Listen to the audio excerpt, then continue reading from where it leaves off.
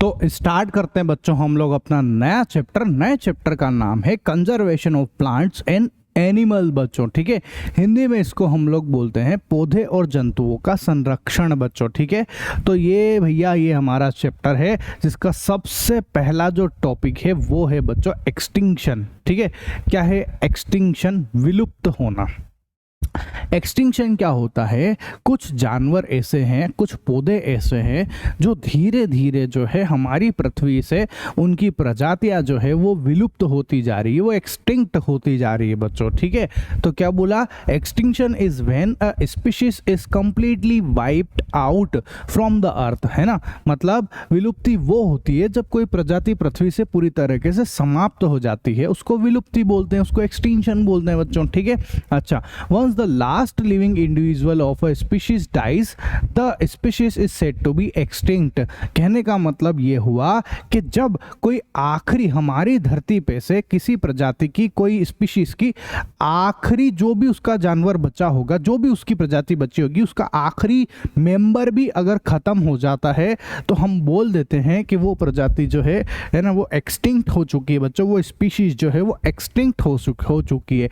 Example के तौर पे मैं बताऊं आपको तो ये डायनासोर है ना, ये जो डायनासोर है ये खत्म हो गई ना। बताओ धरती पे अब डायनासोर है क्या? नहीं है। तो डायनासोर जो है वो एक्सटिंक्ट हो चुके हैं बच्चों, वो एक विलुप्त प्रजाति है। ऐसे ही आप देखो अभी की हालत में जो ये हमारे शेर है ना, शेर धीरे धीरे विलुप्त होते जा रहे हैं बच्चों। इनकी जो प्रजाति है वो धीरे धीरे खत्म होती जा रही है, एक्सटिंक्ट होती जा रही है ना। इसके बाद में हम लोग देखेंगे जो दूसरे नंबर पे फिर हम समझते हैं बच्चों यहाँ पर डिफोरेस्टेशन, ठीक है। क्या आया? डिफोरेस्टेशन, है ना। अब डिफोरेस्टेशन का हिंदी में मतलब होता है वनों की कटाई। इंग्लिश और हिंदी दोनों एक साथ लिखने का यही फायदा मिलता है कि जो हमको यहाँ पर लिखा हुआ है इंग्लिश में अगर हमको नहीं समझ पड़े तो ये हिंदी हमारे को बहुत हेल्प कर देती है समझने के लिए। इसीलिए मैंने जानबूझ के नोट्स दोनों लैंग्वेज में लिख रखे हैं बच्चों, ठीक है। ऐसा तो क्या बोला, ध्यान से सुनो। Deforestation is the destruction of forest by cutting down trees, है ना। मतलब कि हमारे जो फॉरेस्ट है, जंगल है, उनको डिस्ट्रक्ट करना बच्चों, उनको नष्ट करना डिफोरेस्टेशन कहलाता है ना, वनों की कटाई कहलाता है। अब ये होता कैसे है? वनों उन्मूलन भी बोलते हैं इसको, हिंदी में क्या बोलते हैं? वनों उन्मूलन, ठीक है। ये होता कैसे? अगर आप जो है मशीन लेके भाई साहब आप आओगे और पेड़ को काटोगे, काट के अलग पटक दोगे तो ये डिफोरेस्टेशन है बच्चों, ठीक है। ये क्या है? ये डिफोरेस्टेशन है, ठीक है। तो पेड़ को काट कर इंसानों ने क्या करा? अपने खुद के फायदे के लिए जो है, अपने लाभ के लिए जो है पेड़ को काट दिए हैं बच्चों। क्या कर रहे हैं? पेड़ को काटे हैं। अब आप देखो जो चिड़िया बेचारी पहले इसके ऊपर जो है घोंसला बना के रह रही थी, अगर आप इसके पेड़ को काट दोगे तो बेचारी ये क्या करेगी? इसका तो घर ही उजड़ गया पूरा का पूरा, ठीक है। ऐसा पेड़ गिर गया, घर उजड़ गया इसका, ठीक है। तो बहुत सारे जानवरों को, बहुत सारे पक्षियों को इस चीज का नुकसान होता है बच्चों, और हमको भी होता है ना। कैसे होता है हम लोगों को नुकसान? अगर हम एक पेड़ काटते हैं तो एक पेड़ के काटने की वजह से जो है एनवायरनमेंट में बहुत ज्यादा हीट, गर्मी बढ़ जाती है। उसी का परिणाम आज हम भुगत रहे हैं अभी, है ना। इस बार 48 डिग्री का टेम्परेचर है, तो इसीलिए हो रहा है, पेड़ों के कटने की वजह से ही ऐसे हो रहा है बच्चों। ज्यादा से ज्यादा पेड़ लगाने पड़ेंगे वरना अपनी फाइल निपट जाएगी, ऑक्सीजन भी नहीं मिलेगी अपने को, ठीक है। ऐसा इसके बाद में देखो कॉज ऑफ डिफोरेस्टेशन, वनों की कटाई के कारण। बताओ आखिर डिफोरेस्टेशन होता क्यों है, क्या कारण है उसका, है ना। तो उसका सबसे मेनली जो पहला कारण है वो है खेती के लिए जमीन की खरीद, है ना। जो किसान लोग होते हैं वो खेती करने के लिए जो है जमीन की खरीदारी करते हैं बच्चों। अब उस जमीन पे अगर कोई एक्स्ट्रा उनकी जमीन में बीच में पेड़ वगैरह आ रहा होता है तो वो उसको काट देते हैं। इसी को हम लोग बोलते हैं डिफोरेस्टेशन बच्चों, ठीक है। तो एक कारण क्या है? खेती के लिए जमीन की खरीद, है ना, प्रोक्योरिंग लैंड फॉर कल्टीवेशन, ठीक है।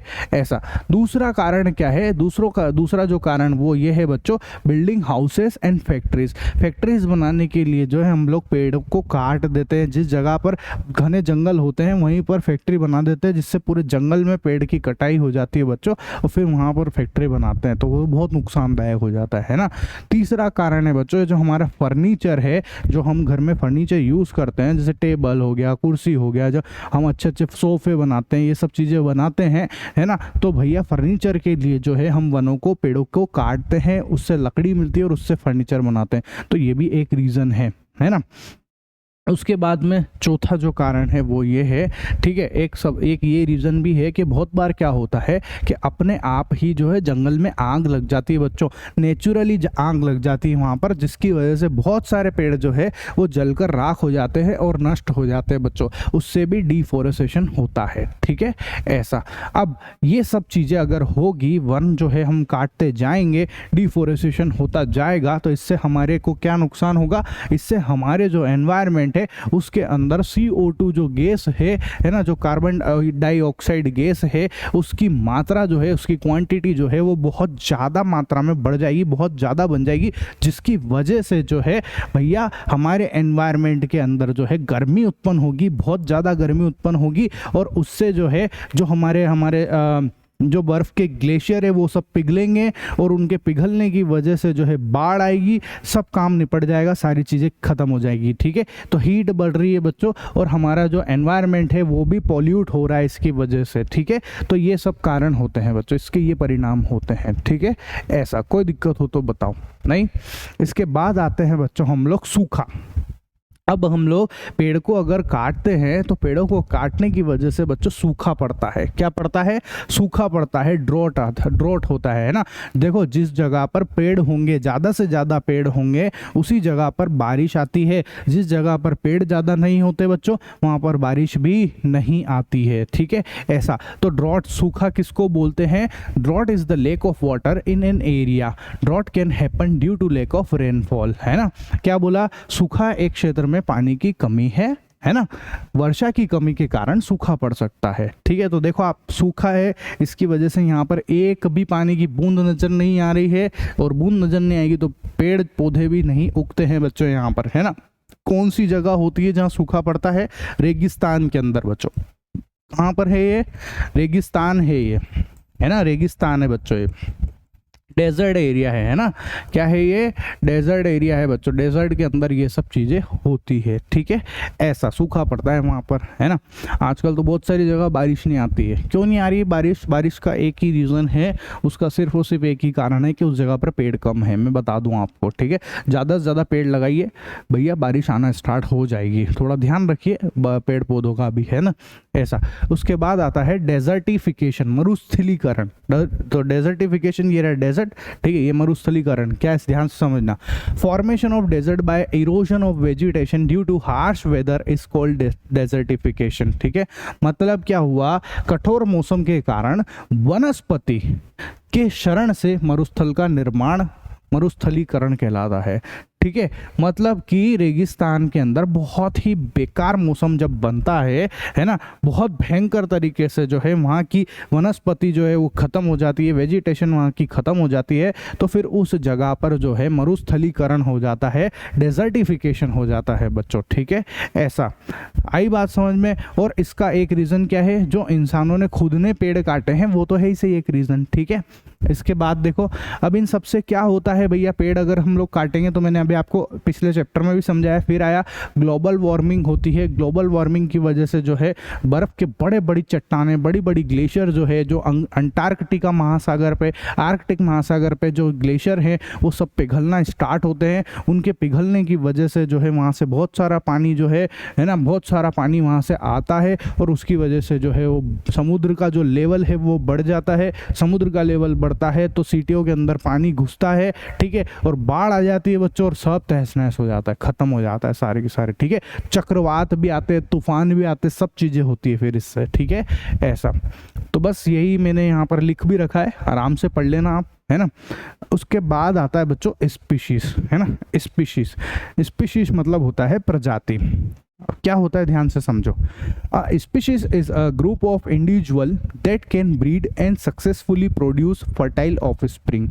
कहने का मतलब ये है, एक प्रजाति व्यक्तियों का एक समूह है जो प्रजनन कर सकते हैं और सफलतापूर्वक उपजाऊ संतान पैदा कर सकते हैं, ठीक है। जैसे ये शेर, अगर शेर की हम लोग बहुत सारे शेर ऐसे खड़े करते हैं, बहुत सारे शेर अगर यहाँ पे आ जाए, है ना, तो एक शेर जो है ना, दो मतलब एक शेर और एक शेरनी मिलकर जो है एक नए शेर को जन्म देगा, फिर वो और नए को ऑफस्प्रिंग को जन्म देगा, वो और बच्चे पैदा करेगा, तो पूरी की पूरी एक शेर की प्रजाति बन जाती है, एक पूरी स्पीशीज बन जाती है बच्चों, है ना। इसी तरीके से जैसे एक इंसान है, अब ये इंसान अपने ही जैसे इंसानों को जन्म देता जाएगा तो ये पूरी की पूरी एक ऑफ स्प्रिंग बन जाएगी, है ना। एक पूरे के पूरे बहुत सारे ऑफ स्प्रिंग आ जाएंगे, इसमें बहुत सारे बच्चे आ जाएंगे, तो ये पूरी की पूरी प्रजाति कहलाती है बच्चों, एक स्पीशीज कहलाती है ये, ठीक है। ऐसा इसके बाद आता है बच्चों conservation of forest and wild life, ठीक है। इसको हम लोग पढ़ेंगे हमारे नेक्स्ट लेक्चर के अंदर, ठीक है, हमारे नेक्स्ट वीडियो के अंदर बच्चों। अगर आपको हमारे यहाँ पर ये जो नोट्स चाहिए, ठीक है, अगर आपको नोट्स चाहिए तो आप जो है हमारी एप्लीकेशन आई कोचिंग को डाउनलोड करो। मैं आपको ये नोट्स फ्री ऑफ कॉस्ट देता हूँ बच्चों, है ना, बिल्कुल फ्री में मिलते हैं ये नोट्स, है ना। किन को मिलते हैं फ्री में, लेकिन ये नोट्स मिलेंगे किन को, ये नोट्स मिलते हैं बच्चों जो हमारी लाइव क्लासेस को ज्वाइन करते हैं। हमारी लाइव क्लासेस की प्राइस ओनली 999 है, ईयरली फीस बता रहा हूँ मैं आपको, पूरे साल का, ठीक है, जिसमें मैं आपको मैथ्स और साइंस दोनों सब्जेक्ट पढ़ाऊँगा, ठीक है, मैथ्स और साइंस दोनों ही सब्जेक्ट पढ़ाऊँगा, ठीक है। उसके अलावा मैं आपको जो है लाइव क्लासेस प्रोवाइड करूंगा, रिकॉर्डेड लेक्चर प्रोवाइड करूंगा उसी लाइव के, ताकि आप चाहें जितनी बार रिवीजन कर सकते हो। उसके बाद में आपको मैं नोट्स प्रोवाइड करूंगा, नोट्स जो है वो PDF फॉर्म में भी रहेंगे और आपको प्रिंटेड नोट्स भी भेज दिए जाएंगे, आपके घर पे कोरियर कर दिया जाएगा, ठीक है। इसके अलावा जो है मैं आपके सारे डाउट्स, हमारी एप्लीकेशन पे डाउट सेक्शन है, उसके अंदर सारे डाउट सॉल्व करूंगा बच्चों। हमारी एप्लीकेशन का नाम आई कोचिंग है, ठीक है। इस एप्लीकेशन को आप डाउनलोड कर लें प्ले स्टोर पर जाकर, या अगर आप मेरे से कुछ बात करना चाहते हैं तो आप मेरे को इस नंबर पर व्हाट्सएप कर देना। यहाँ से जो है मैं आप मेरे से बातचीत कर सकते हो, आपको कुछ जानकारी लेनी है तो आप ले सकते हो बच्चों, ठीक है। तो ये सारी फैसिलिटी मिलेगी सिर्फ और सिर्फ 999 रुपये में, है ना। और मैं आपको सारे एक्सरसाइज के सॉल्यूशन तो कराऊंगा ही सही, वो सब चीज़ें तो है ही सही, ठीक है। तो आपको इस बार कोचिंग की भी ज़रूरत नहीं पड़ेगी, समझ रहे हो आप, इतनी सब सुविधा मिल जाएगी आपको। कोई दिक्कत हो तो बताओ, नहीं, ठीक है। तो मिलते हैं बच्चों हम लोग हमारे नेक्स्ट वीडियो के अंदर, तब तक के लिए टाटा बाय बाय। अब समझेंगे बच्चों हम लोग conservation of forest and wild life बच्चों, ठीक है, वन्य जीव एवं वनों का संरक्षण, ठीक है। ध्यान से समझो, आप देखो कि जैसे ये शेर है ना, और ये जो हमारी हिरण है। अब आप सोचो क्या ये आपको अच्छे लग रहे क्या कि ये जंगल से बाहर आ जाए? अगर ये जंगल से निकल के बाहर आ जाएंगे तो हमको खा जाएंगे बच्चों, ठीक है। तो इनका जंगल में रहना ज़्यादा ज़रूरी है, क्योंकि ये जंगल में रहेंगे तो ये आपस में इनका घर वैसे भी जंगल ही है। अगर ये जंगल से बाहर आएंगे तो मर जाएंगे, ठीक है, इंसान मार देंगे इनको। तो इनको कहाँ रहना जरूरी है बच्चों? जंगल के अंदर ही रहना जरूरी है, ठीक है। ऐसा तो क्या बोला, ध्यान से सुनो। Due to the threat from mankind's indulgence, it is important for us to conserve the forest and its wildlife, ठीक है। ऐसा मतलब इनको बचाना बहुत जरूरी है बच्चों, जंगल को कटने नहीं देना है, वरना सब चीजें बिगड़ जाएगी, ठीक है। ऐसा इसके बाद देखो, अब आता है वाइल्ड लाइफ सेंचुरी, वन्य जीव अभ्यारण्य, है ना। क्या होते हैं? A wildlife sanctuary is a naturally occur sanctuary such as island that provides protection for species from hunting, predation, competition और पॉचिंग, ठीक है। वन्य जीव अभ्यारण्य क्या होते हैं, इस चीज को समझो आप। वन्य जीव अभ्यारण्य एक प्राकृतिक रूप से पाए जाने वाला अभ्यारण्य है, ठीक है। जैसे कि एक द्वीप जो प्रजाति को शिकार से सुरक्षा प्रदान करता है। मतलब कि ये जो वाइल्ड लाइफ सेंचुरी है ना, और सेंचुरी है, ये जो वन्य जीव अभ्यारण्य है, ये क्या काम करते हैं बच्चों?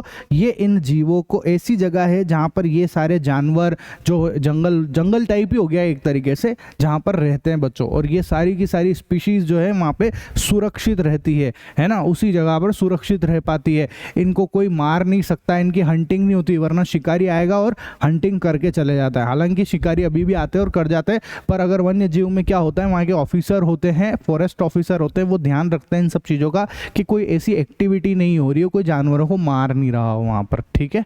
ऐसा अब आता है बच्चों फ्लोरा एंड फोना, है ना, वनस्पति और जीव, ठीक है। फ्लोरा एंड फोना, वनस्पति और जीव।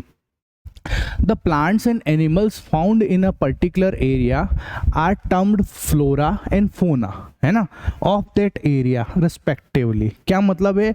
किसी एक पर्टिकुलर जगह पर पाए जाने वाले पौधे, पाए जाने वाले प्लांट, और उसी जगह पर पाए जाने वाले जानवर है ना, जीव, उसकी प्रजाति को हम लोग बोलते हैं बच्चों फ्लोरा एंड फौना, वनस्पति और जीव बोलते हैं। ठीक है, किसी विशेष क्षेत्र में पाए जाने वाले पौधों और जानवरों को क्रमशः उस क्षेत्र की वनस्पति और जीव कहा जाता है। ठीक है, ऐसा जैसे कि अगर आप राजस्थान में जाओगे तो राजस्थान के अंदर आपको ऊंट ही ऊंट मिलेंगे, है ना, ऐसा, तो वो वहाँ का जीव हो गया, वहाँ का एनिमल हो गया, वहाँ की प्रजाति है वो एक। ठीक है, ऐसे अगर आप पेड़ पौधों में देखोगे तो आपको वहाँ पे कैक्टस के पौधे बहुत मिलेंगे, है ना, कांटे वाले पौधे बहुत मिलेंगे, तो ये वहाँ के फ्लोरा और फौना हो गए। ठीक है, ऐसे अगर आप जो है समुद्र के गोवा तरफ जाओगे, समुद्र के पास में जाओगे तो आपको जो है वहाँ पर नारियल के पेड़ मिलेंगे, तो वहाँ की वनस्पति क्या है बच्चों, नारियल के पेड़ है। ठीक है, वनस्पति का मतलब क्या होता है, वनस्पति का मतलब क्या होता है, प्लांट्स। ठीक है, प्लांट्स, नारियल के पेड़ मिलेंगे आपको वहाँ पर, एक जैसे बहुत सारे मिलेंगे।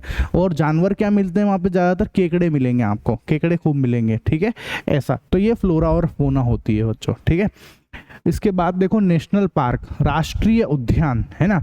अब ये नेशनल पार्क क्या है, सबने सुना होगा यार, सबको पता होगा ये सब चीजें। ठीक है, national park is a park that is used for biodiversity conservation. ठीक है, मतलब कि एक राष्ट्रीय उद्यान एक पार्क है जिसका उपयोग जैव विविधता संरक्षण के लिए किया जाता है। ठीक है, बायोडाइवर्सिटी जैव विविधता के लिए किया जाता है बच्चों। ठीक है, बायोडाइवर्सिटी मतलब जिसमें सारे तरीके के जीव जंतु रह सकते हैं, सारे पेड़ पौधे होते हैं, वो उसके लिए किया जाता है। ठीक है, ऐसा, they are developed and maintain by the union government, है ना।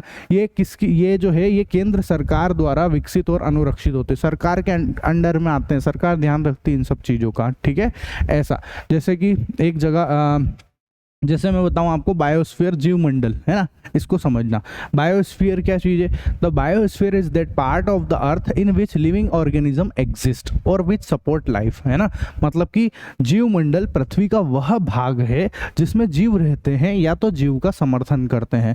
मतलब कि जैसे जो हम जिस जगह पे रह रहे हैं, हम सब क्या है, जीव हैं, पेड़ पौधे, हम सब क्या है, जीव हैं। ठीक है, हम सब एक ऑर्गेनिज्म है, जीवित चीजें हैं। तो हम जिस एरिया में रह रहे हैं, जिस एरिया में जिंदगी बसती है ना, जिस एरिया में लोग रहते हैं, लोग हो गया, पेड़ पौधे हो गए, जानवर हो गए, उन सब जगहों को हम लोग बोलते हैं बच्चों बायोस्फीयर, जीव मंडल कहते हैं उसको। ठीक है, जैसे कि the Pachmarhi biosphere reserve consist of one national park name Satpura and 2 wild life sanctuary name बोरी एंड पंचमढ़ी। ठीक है, क्या बोला, पचमढ़ी बायोस्फीयर रिजर्व में सतपुड़ा नामक एक राष्ट्रीय उद्यान है। देखो ये पचमढ़ी का एरिया है। ठीक है, ये रहा पचमढ़ी वाला पूरा एरिया, है ना, ये रहा, इसके अंदर सतपुड़ा, है ना, ढूंढो आप सतपुड़ा, ये रहा सतपुड़ा राष्ट्रीय उद्यान यहाँ पर है।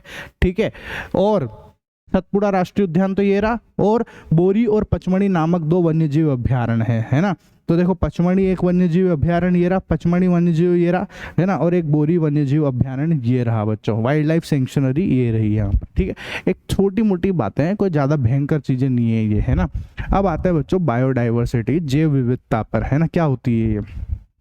Biodiversity refers to the variety of organisms exist on the earth, their interrelationship and their relationship with the environment। मतलब कि जीव जंतुओं में पाए जाने वाली विभिन्नता, विषमता व पारिस्थितिकीय जटिलता को जैव विविधता कहते हैं। एग्जाम्पल के लिए इस धरती के ऊपर जो है हम इंसान भी रह रहे हैं, तो ये शेर भी रह रहे हैं, तो यहाँ पर पेड़ पौधे भी रह रहे हैं, तो पेड़ पौधे में भी बहुत सारे तरीके के पेड़ पौधे रह रहे हैं, इंसानों में बहुत सारे तरीके के इंसान हैं, कोई नाटा इंसान है, कोई मोटा इंसान है, कोई पतला इंसान है, कोई लंबा इंसान है, कोई छोटा इंसान है ना। और जो है पेड़ पौधे उसकी भी अलग अलग वेराइटी है बच्चों, अलग अलग तरीके के पेड़ पौधे, जानवर भी अलग अलग तरीके हैं। तो ये सब क्या कहलाता है, ये बायोडाइवर्सिटी कहलाता है बच्चों। अलग अलग है ना, सब में विभिन्नताएं हैं। ठीक है, ऐसा सब में वैरायटी है, इसलिए इसको हम लोग बोलते हैं बायोडाइवर्सिटी। ठीक है, ऐसा देखो।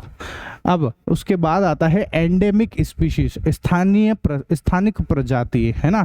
अब देखो एंडेमिक स्पीशीज क्या होता है, endemic species are those species of plant and animal which are found exclusive in a particular area, है ना।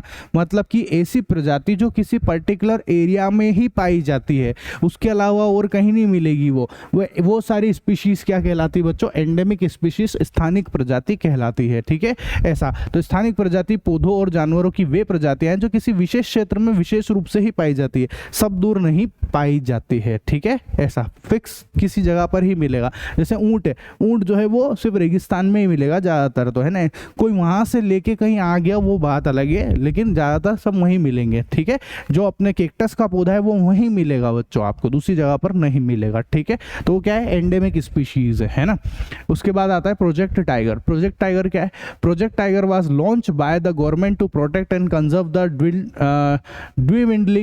Dwindling tiger population in the country. मतलब प्रोजेक्ट टाइगर इसलिए निकाला गया था, क्या हो रहा था कि इन टाइगरों को जो है बेचारों को, इनको जो है इनका शिकार किया जा रहा था और इनको मारा जा रहा था अपनी निजी स्वार्थ के लिए। इनकी खाल बेची जाती थी जो बहुत पैसों में बिकती थी। इस चक्कर में जो है लोग इनको मारने लग गए थे, शिकारी जो है इनको मारने लग गए थे। तो फिर गवर्नमेंट ने क्या करा, एक प्रोजेक्ट टाइगर नाम से एक मिशन चलाया बच्चों, जो क्या करता है, वो इनकी सुरक्षा करने का काम करता है बच्चों, इनका संरक्षण, इनकी देखभाल करता है। ये ध्यान रखता है कि कोई भी शिकारी इनको आके मार ना दे, उन सब चीज़ों का ध्यान रखता है वो, ठीक है। ऐसा several natural parks have been associated with the project tiger initiative, है ना। बाघ पहल परियोजना के साथ कई प्राकृतिक उद्यानों को जोड़ा गया है। बहुत सारे उद्यान जो है नेचुरल पार्क है उनको जोड़ा गया है इसके अंदर, ठीक है। ऐसा गवर्नमेंट चलाती है इनको, है ना। इसके बाद आता है एंडेंजर्ड एनिमल, संकटापन्न जंतु, है ना। ऐसे जंतु, ऐसे जानवर जो या तो खत्म हो गए हैं या खत्म होने की कगार पर है, मतलब जो खत्म ही होने वाले हैं, है ना, वो क्या कहलाते हैं, संकटापन्न जंतु, एंडेंजर्ड एनिमल कहलाते हैं। एग्जाम्पल के लिए जैसे टाइगर हो गया, शेर हो गया, या ये जो जंगली भैंसा दिख रहा है, ठीक है, ये सब क्या है, इनकी प्रजाति धीरे धीरे खत्म हो रही है बच्चों, इसलिए इनको संकटापन्न जंतु बोलते हैं, एंडेंजर्ड एनिमल बोलते हैं। Animal whose numbers are diminishing to a level that they might face extinction are known as endangered animals. मतलब जिन जानवरों की संख्या इतनी कम हो रही है कि वे विलुप्त होने का सामना कर सकते हैं, उन्हें संकटापन कहते हैं, है ना। बाघ हो गया, जंगली भैंस हो गई, बारहसिंगा हो गया, ये सब, ठीक है। ऐसा इसके बाद देखो इकोसिस्टम, पारिस्थितिकी तंत्र। अब इकोसिस्टम में कौन है, हम सब मिलकर बनाते हैं इकोसिस्टम बच्चों। पारिस्थितिकी, हम इंसान आ जाएंगे, सारे जानवर आ जाएंगे, सारे पेड़ पौधे आ जाएंगे, नदी आ जाएगी, मछली आ जाएगी, तालाब, सब चीजें मिलकर बनाते हैं बच्चों इकोसिस्टम, ठीक है। ऐसा तो an ecosystem is sum total of all the plants, animals and micro organism in an area along with non living component such as climate, soil, river, deltas etcetera, है ना। मतलब सारी की सारी चीजें मिलकर क्या बनाती है, इकोसिस्टम बनाती है बच्चों, ठीक है। हिंदी में भी पढ़ लो, एक पारिस्थितिकी तंत्र एक क्षेत्र में मौजूद सभी पौधे, जानवर, सूक्ष्म जीव के साथ साथ निर्जीव घटकों जैसे मिट्टी, पानी, है ना, डेल्टा, नदी, ये सब का मिक्स, ये सब चीजें मिलकर एक इकोसिस्टम, एक पारिस्थितिकी तंत्र बनाते हैं बच्चों, ठीक है। ऐसा इसके बाद आता है रेड डेटा बुक। अब ये बुक क्या करती है, चलो इस बुक को हम लोग खोल के देखते हैं, ठीक है। इस बुक को खोलो आप, तो इस रेड डेटा बुक के अंदर जो है इसका कंटेंट देखो आप। सबसे पहले इंडेक्स, सबसे पहले इंट्रोडक्शन आता है, फिर मेथड आता है, फिर इन्वेंटरी रिपोर्ट्स आती है, कैटेगरीज आती है, थ्रेड्स एंड स्पीशीज, ये सारी की सारी चीज़ें इसके अंदर रहती है बच्चों, है ना। हमको क्या पूरी बुक पढ़नी है, नहीं, हमारे काम का क्या है, सिर्फ वो बताता हूँ मैं आपको, है ना, कि ये जो रेड डेटा बुक है क्या काम की है। देखो, red data book is the source book which keeps a record of all the endangered animal, है ना। ये एक ऐसी किताब है जो इस बात का रिकॉर्ड रखती है कि कौन कौन सी जो प्रजातियां हैं, कौन कौन सी ऐसी स्पीशीज है, कौन कौन से ऐसे एनिमल है जो एंडेंजर्ड है बच्चों, मतलब कि जो संकटापन्न है ना, जो खत्म होने वाले हैं, उन सब जानवरों का रिकॉर्ड, उन सब जानवर हो गए, उन सब पेड़ पौधे हो गए, है ना, उन सब का रिकॉर्ड इस बुक के अंदर रहता है बच्चों, ठीक है। ऐसा जैसे एग्जांपल के तौर पे मैं बताऊं, जैसे चीता खत्म हो रहा है, एंडेंजर्ड एनिमल है ना, तो चीता का रिकॉर्ड रहेगा इसमें कि कितने चीता और बच रहे हैं, है ना, वो सब जानकारी इसके अंदर। जैसे ये अपना राइनो है ना, राइनो का रिकॉर्ड है, राइनो भी खत्म होते जा रहे हैं, है ना। जैसे कि रेड सैंडलवुड, लाल चंदन, पुष्पा मूवी देखी है आपने, पुष्पा पुष्पा पुष्पा पुष्पा पुष्पा पुष्पा पुष्पा राज, ठीक है, उसके अंदर जो है रेड सैंडलवुड है बच्चों, ठीक है। ऐसा मतलब उसमें लाल चंदन की व्यापार करता है ना वो, तो ये भी जो है ये एंडेंजर्ड स्पीशीज होती है बच्चों, ठीक है। ऐसे मूसली जो है वो भी एंडेंजर्ड स्पीशीज ही है, ठीक है। यहाँ तक कोई दिक्कत हो तो बोलो, आया समझ में। मतलब बेसिकली ये बुक क्या करती है, ये बुक जो है सभी लुप्त प्राय जंतुओं का, पौधों का रिकॉर्ड रखती है बच्चों, सभी संकटापन्न जंतु का। आप लुप्त प्राय बोल दो, संकटापन्न बोल दो, सब एक ही बात है ना। लुप्त प्राय की जगह पर संकटापन्न भी बोल सकते हैं, तो टेंशन नहीं लेने का, हिंदी मीडियम वालों टेंशन नहीं लेने का, ठीक है। चलो इसके बाद देखो इस बुक में जो है इसको हम लोग करते हैं बंद। Thank you. बस हमारे को इस बुक से हमारे 8th क्लास में इतना ही है, ज़्यादा चीज़ें नहीं है अपने, ठीक है। अपने जितना है अपन उतना ही पढ़ेंगे, है ना, फालतू बात नहीं करेंगे, है ना। इसके बाद आता है बच्चों माइग्रेशन, प्रवास, जिसको हम लोग पढ़ेंगे हमारे नेक्स्ट वीडियो के अंदर। किस में पढ़ेंगे? नेक्स्ट वीडियो के अंदर पढ़ेंगे बच्चों, ठीक है। तो अगर आपको जो है ना हमारे कलरफुल नोट्स चाहिए, प्रिंटेड नोट्स चाहिए बच्चों, क्लास 8th के प्रिंटेड नोट्स चाहिए। इन नोट्स की खासियत क्या है, इसमें हम लोग जो है एक तरफ इंग्लिश लिखते हैं, एक तरफ हिंदी लिखते हैं, ठीक है, ऐसा। तो ये नोट्स आपको बहुत हेल्प करेंगे बच्चों, है ना। तो अगर आपको ये नोट्स चाहिए तो आप जो है हमारी लाइव क्लासेस को ज्वाइन करो। हमारी लाइव क्लासेस के साथ आपको ये notes free of cost provide करेंगे बच्चों। हमारी लाइव क्लासेस की जो प्राइस है वो सिर्फ 999 रुपये है पूरे साल भर की, है ना, जिसके अंदर हम लोग जो है 999 में, सुन रहे हो, 999 रुपये पूरे साल भर का ईयरली फीस बता रहा हूँ मैं आपको ये, जिसमें मैं आपको मैथ्स और साइंस दोनों सब्जेक्ट पढ़ाऊँगा, मैथ्स भी पढ़ाऊँगा और साइंस भी पढ़ाऊँगा, है ना। और यहाँ पर जो है मैं आपको सारी की सारी लाइव क्लासेस दूंगा बच्चों, रिकॉर्डेड क्लासेस मिल जाएगी आपको, ताकि आपका कुछ छूट भी जाए तो आपको जो है दोबारा रिविज़न करने का मौका मिले, है ना। मर्जी पड़े जितनी बार कर सकते हो आप रिविज़न। उसके अलावा हम लोग जो है आपके डाउट सॉल्व करेंगे बच्चों सारे हमारी एप्लीकेशन पे, है ना। और हमारी एप्लीकेशन का नाम है आई कोचिंग, ठीक है बच्चों। आई कोचिंग ऐप को आप डाउनलोड कर लेना, ठीक है, ऐसा। उसके अलावा मैं आपको पीडीएफ नोट्स दूंगा बच्चों, पीडीएफ के साथ साथ प्रिंटेड नोट्स भी दूंगा। प्रिंटेड नोट्स आपके घर पे कोरियर कर दिया जाएगा, ठीक है। तो अगर आपको मेरे से कुछ पूछना हो तो आप इस नंबर पे मेरे से कांटेक्ट कर सकते हो, ठीक है।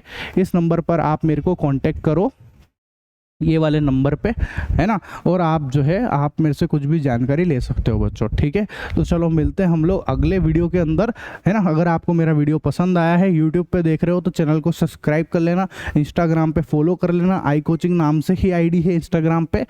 और मिलते हैं हम लोग नेक्स्ट वीडियो में, तब तक के लिए टाटा बाय बाय। तो अब समझेंगे हम लोग अपना नया टॉपिक जिसका नाम है माइग्रेशन, प्रवास बच्चों, ठीक है। तो देखो माइग्रेशन क्या होता है, हम सबको पता है, माइग्रेट मतलब होता है एक जगह से दूसरी जगह पर जाना, ठीक है। तो क्या होता है कि भैया कुछ पक्षी ऐसे होते हैं जो कहाँ पर रहते हैं, ठंडी जगह पर रहते हैं, ठंडे प्रदेशों में रहते हैं। फॉर एग्जाम्पल कहीं विदेश में रहते हैं जहाँ पे बहुत ज़्यादा ठंड है बच्चों, ठीक है। ऐसी जगह पर कोई पक्षी रहते हैं। अब होता क्या है कि वो जो पक्षी जब वहाँ पे उनके बच्चे हों, मतलब जब उनके बच्चे को जन्म देने का टाइम आता है, बच्चे मतलब अंडे, है ना, जब उनके अंडे को जन्म देने का समय आता है, उनको अंडे देने का समय आता है, उस समय क्या होता है कि वहाँ पर बहुत ज़्यादा ठंड हो रही होती है। तो ठंड का जो टाइम है, मतलब जो ठंडी जो होती है, वो उनके अंडे देने के लिए उचित जगह नहीं होती है, बढ़िया जगह नहीं होती है ना। तो वो पक्षी क्या करते हैं, वहाँ से उड़ कर जो है हमारे इधर के एरिया में आते हैं, या थोड़ी गर्म जगह पर आते हैं, थोड़े गर्म वाली जगह पे आते हैं, और यहाँ आकर जो है वो अपने अंडे देते हैं बच्चों, ठीक है। ऐसा इसलिए वो आते हैं, है ना। यहाँ पर आके वो अंडे देते हैं, उनको थोड़ी गर्मी मिलती है, जो उनके अंडे देने के लिए जो पूरा एनवायरनमेंट है वो बढ़िया हो जाता है, उनको बढ़िया एनवायरनमेंट मिलता है, बढ़िया उनको जो है वायुमंडलीय जो पूरा वातावरण जो मिलता है वो बढ़िया मिल जाता है उनको, ठीक है, ऐसा। तो वो जो वहाँ से विदेश से, जो ठंडी जगह से वो पक्षी कहाँ आए हैं, हमारे इधर आए हैं, है ना। तो वो माइग्रेट हो रहे हैं बच्चों, इसी को हम लोग बोलते हैं माइग्रेशन। उनका इधर से उधर आना क्या कहलाता है, माइग्रेशन कहलाता है, प्रवास कहलाता है। कोई दिक्कत हो तो बोलो, आया समझ में, सिंपल सा कॉन्सेप्ट है बिल्कुल ये, ठीक है। चलो अब आता है बच्चों हमारा रिसाइकलिंग ऑफ पेपर, कागज का पुनर्चक्रण, ठीक है। रिसाइकलिंग ऑफ पेपर, ध्यान से देखना, बिल्कुल ध्यान से देखना, पढ़ो पहले। The paper industry is a leading cause of deforestation since they need wood pulp, है ना। जो कागज उद्योग है उसकी वजह से सबसे ज़्यादा पेड़ों को काटा जा रहा है। ये जो कागज बनते हैं ना, वो सारे कागज पेड़ों की कटाई से ही बन रहे हैं। पेड़ को काटते जाते हैं और उससे ही कागज बनाते हैं बच्चों, ठीक है। ऐसा कैसे बनाते हैं बताऊंगा अभी आपको, है ना। ध्यान से देखो, क्योंकि उन्हें लकड़ी के गुर्दे की आवश्यकता होती है। तो कागज किससे बनते हैं? लकड़ी के गुर्दे से बनते हैं। कैसे बनते हैं अभी बताएंगे आपको, ठीक है। Recycling paper can help in reducing the consumption of wood pulp by the paper industry. अगर हम लोग जो है, हमारे पास जो भी कागज है, अगर हम उसका रिसाइकल कर दे, उसका पुनः चक्रण कर दे, तो थोड़ी पेड़ों की कटाई कम हो सकती है ना। इस पे कंट्रोल पाया जा सकता है बच्चों, ठीक है। ऐसा तो अब सबसे पहले देखो, आखिर पेड़ को काटा के मतलब जो हमारा कागज जो बनता है वो बनता कैसे, उसको समझना, ठीक है। सबसे पहले क्या करते हैं, जो भी फैक्ट्री जो भी कंपनी है ना, वो इस कागज को जो बनाते हैं वो क्या करते हैं बच्चों, सबसे पहले जो है एक पेड़ को लेके आते हैं, ठीक है। जो उन्होंने काटा था इस पेड़ को लेके आते हैं, है ना, और उसको जो है इस मशीन के ऊपर ऐसे डाल देते हैं, है ना। इस मशीन से होता हुआ वो पेड़ जो है इस मशीन में घुसता है, और देखो इससे जब वो बाहर निकलता है तो इसका जो छिलका है ना, इसका जो छिलका है बच्चों, वो पूरा बाहर निकल आता है। देखो आप, वो लाल लाल जो था वो सब हट जाता है और पेड़ जो है बाकी का ऐसे बाहर आ जाता है। अब क्या होता है उसके बाद में, इसको जो है बिल्कुल ध्यान से समझना, बिल्कुल ध्यान से समझना, ठीक है। फिर यहाँ पर एक और मशीन लगी हुई होती है जिसके अंदर से जो है वो पेड़ गुजरता है बच्चों, ठीक है। देखो वो पेड़ इसके अंदर से गुजरता है और छोटे छोटे चिप्स बन के बाहर निकलता है। बिल्कुल छोटे छोटे बारीक बारीक चिप्स बन जाते हैं उस पेड़ के, ठीक है। ऐसा, और वो जो चिप्स है वो इस वाली मशीन के अंदर जाता है बच्चों, ठीक है। ऐसा, और यहाँ पर क्या होता है, वो जो चिप्स है ना, उनके अंदर जो है पानी मिला देते हैं बच्चों। क्या मिलाते हैं? पानी मिलाते हैं। Wood chips are mixed with water and cooked into a paste, है ना। मतलब कि उसमें पानी मिलाकर उसको पेस्ट में कन्वर्ट कर दिया जाता है, एक पेस्ट टाइप बना लिया जाता है उन चिप्स का, ठीक है। ऐसा, फिर क्या होता है, उस पेस्ट को जो है जब हम यहाँ से ढक्कन खोलेंगे और उस पेस्ट को जो है हम इसके अंदर डाल देते हैं बच्चों, इस वाली मशीन के अंदर डाल देते हैं, है ना। इसमें क्या होता है, the paste is bleached and other chemicals are added to give the finished paper more strength, है ना। मतलब कि इसके अंदर वो जो पेस्ट डाला है, इसके अंदर वो पेस्ट जो है, उस पेस्ट में और सारे केमिकल मिला देते हैं बहुत सारे, जिससे वो थोड़े पेस्ट जो है ना वो थोड़ा मजबूत हो जाए, मतलब, है ना, अच्छा हो जाए, ताकि हमारा पेपर इतने आसानी से फटे नहीं। इसलिए उसको थोड़ी मजबूती, स्ट्रेंथ प्रोवाइड करने के लिए उसमें कुछ केमिकल डाल दिए जाते हैं, ठीक है। केमिकल डल गए, अब क्या होगा, आप ध्यान से समझना। अब वो जो पेस्ट है, ठीक है, वो पेस्ट हमने केमिकल डालने के बाद वो पेस्ट यहाँ से वापस बाहर निकलता है, इस मशीन के ऊपर जाता है बच्चों, ठीक है। ऐसे वो पेस्ट बाहर निकल रहा है और मशीन पे ऐसे जाता है बच्चों, ठीक है। ऐसा, कौन है ये? पेपर ही है ये, बस। अब इसमें कौन है? केमिकल है। कौन है इसमें केमिकल है बच्चों, ठीक है। अब हम लोग क्या करते हैं, बिल्कुल ध्यान से देखो, हम लोग जो ये पेपर जिसमें केमिकल भी है ना, जिसके अंदर पानी भी है, सब चीज़ें जिसके अंदर है, उसको हम लोग क्या करते हैं, उसको फ्लैट कर देते हैं बच्चों। The paste is fattened and the water is squeezed. मतलब ये जो रोलर दिख रहा है बड़ा सा, इसको जो है, इसमें पानी होता है, तो पानी को जो है हमको बाहर निकालना होता है। देखो ये पानी बाहर निकल रहा है, तो हम क्या कर देते हैं, उसको चपटा कर देते हैं। इसकी वजह से, इसकी मदद से हम चपटा कर देते हैं। तो देखो इधर से पानी वाला आ रहा है पेपर, है ना, यहाँ से चपटा हुआ, तो चपटा होने की वजह से देखो इधर पतला पतला होके जा रहा है ना, और सारा पानी जो है यहाँ से बाहर निकल जाता है। आई समझ बात? सारा का सारा पानी जो है यहाँ से बाहर निकलना स्टार्ट हो जाता है। यहाँ पे कोई दिक्कत है? ठीक है। तो क्या हुआ, उधर से पानी वाला पेपर आया, उसमें पानी है, मॉइस्चर है उसके अंदर, इसने उसको क्या करा, चपटा करा तो सारा पानी यहाँ से बाहर निकला, ठीक है। और पूरा जो दूसरा बाकी बिना पानी वाला पेपर जो है वो इधर से बाहर निकलना स्टार्ट हो जाता है। अब क्या होता है, बिल्कुल ध्यान से समझना, है ना, बिल्कुल ध्यान से समझना। अब हम लोग क्या करते हैं, the flattened paste is dried out and becomes paper. अब जब आपने पानी उसमें से बाहर निकाल लिया, तो उसके बाद में वो जो हमारा पेस्ट है वो पेपर के फॉर्म में आ जाता है, प्योर पेपर है वो, ठीक है। ये पेपर है बच्चों, है ना, पूरे बड़े बड़ी शीट आ जाती है पेपर की। अब इन शीटों को क्या करते हैं, हम एक कटिंग मशीन लेते हैं जिसके अंदर हम उस शीटों को लगाते हैं, और ये मशीन जो है इन शीटों को ऐसे काटती जाती है, ठीक है। ऐसे पेपर की फॉर्म में जो है ऐसे टुकड़े करती जाती है, ऐसे बहुत सारे पेपर इकट्ठे हो जाते हैं और वो हमारे पास आते हैं बच्चों, ठीक है। ऐसा, तो ये होता है भैया पेपर इस तरीके से बनता है ना। अब आता है भैया हमारा नया टॉपिक, वो है रीफोरेस्टेशन, वनीकरण, है ना। तो रीफोरेस्टेशन और कुछ नहीं है भैया, बहुत सारे पेड़ों को लगाना, है ना। क्या बोला, वनीकरण नए पेड़ लगाकर नष्ट हुए जंगलों का पुनर्भरण है। मतलब ज़्यादा से जंगलों के अंदर और ज़्यादा से ज़्यादा पेड़ पौधे लगाओ, ठीक है। इसी को हम लोग बोलते हैं रीफोरेस्टेशन, वनीकरण बोलते हैं बच्चों, ठीक है। तो इसी के साथ अपना ये वाला चैप्टर खत्म होता है। इसके एक्सरसाइज आपको नेक्स्ट वीडियो में मिल जाएगी। तब तक के लिए टाटा बाय बाय बच्चों, है ना। मिलते हैं हम लोग नेक्स्ट चैप्टर के अंदर, ठीक है, बाय।